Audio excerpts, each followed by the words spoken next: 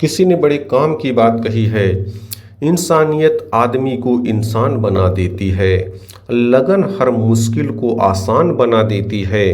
लोग यूं ही नहीं जाते मंदिरों में पूजा करने, आस्था ही तो पत्थर को भगवान बना देती है। नमस्कार दोस्तों, एक छोटी सी कहानी एक महिला की है जो संघर्ष के दौर से गुजर रही थी। उनके पति उनके साथ नहीं रहे।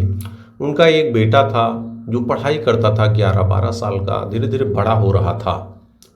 एक दिन वो विद्यालय जाता है, पढ़ने के लिए जाता है, लेकिन शाम को वापस नहीं आता।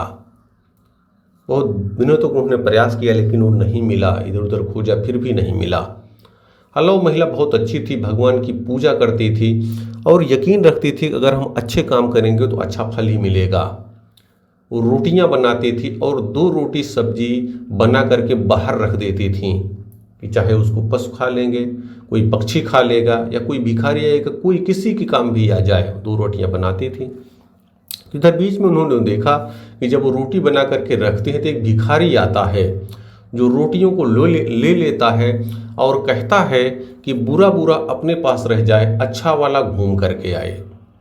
ऐसा वो सुनती थी, लेकिन ये जो भिखारी रोटी रख देती थी, लेता था, जो ये बोलता था ये उनको बुरा लगता था कि बुरा बुरा अपने पास रह जाए। वो कहती थी कि हमारे पास तो बुरा वाला ही है, कि बुरा वाला ही मेरे पास रहेगा। ऐसा उनको सुन करके बुरा लगता था, लेकिन वो रोटियां रखती रहती थी। तो एक दिन आया, रोटी भिखारी लिया और यही फिर बोला, तो उनको बुरा लग गया। उन्होंने कहा भिखारी है, आता यही बुरे शब्द बोल करके जाता है। एक दिन उनका मन बदल जाता है। वो कहते हैं आज रोटी में कुछ मिला देते हैं ताकि इसको खा करके इस भिखारी की मृत्यु हो जाए।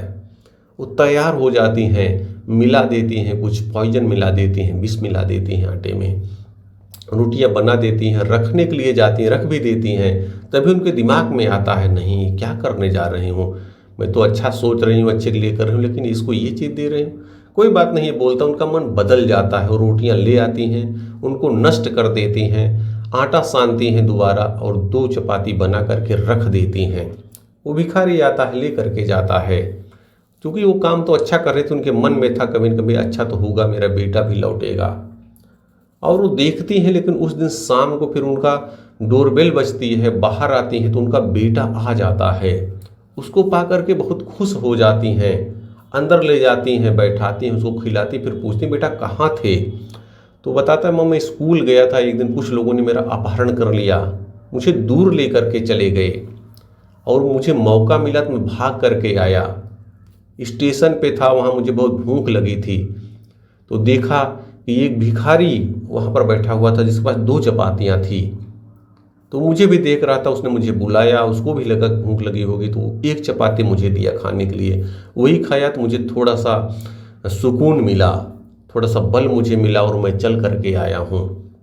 उनके जो महिला थी उनके मन में आया कि तो पूछी बेटा अच्छा ठीक है, लेकिन भिखारी कैसा था। उनको लगा कहीं वही तो नहीं है। उन्होंने कहा भिखारी तो भिखारी जैसा ही था, लेकिन वो एक बात बोल करके गया, एक बात बोल रहा था कि बुरा वाला अपने पास रह जाए, अच्छा वाला घूम करके आए।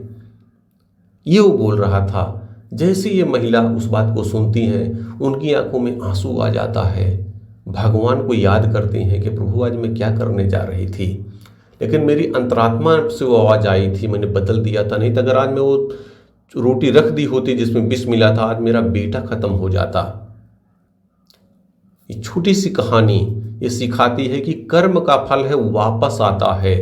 जैसा जो भी आप कर्म करेंगे वो आपके पास ही आएगा। इसलिए अच्छे काम करते रहिए। जो जस करहि सो तस फल चाखा, कर्म प्रधान विश्व करि राखा। अगर आप दूसरों के लिए अच्छा करेंगे तो यकीन मानिए आपके लिए अच्छा ही होगा। ऊपर वाले सब कुछ देखते रहते हैं। एक ऐसी सत्ता है जो आपके सभी कार्यों को देखती रहती है। तो वही बातें जो आपको बताता हूँ, ऊपर वाले ने जो भी आपको दिया है, सच्ची सोच के साथ, सच्ची मेहनत के साथ उन सभी चीज़ों के प्रति कृतज्ञता का भाव अपनाइए और अपने जीवन को बेहतर से बेहतरीन बनाइए। याद रखिए ऊपर वाले न भूलते हैं न भूल करते हैं, वो एक उचित समय आने पर आपके प्रत्येक कर्म का फल अवश्य देते हैं। बहुत बहुत धन्यवाद।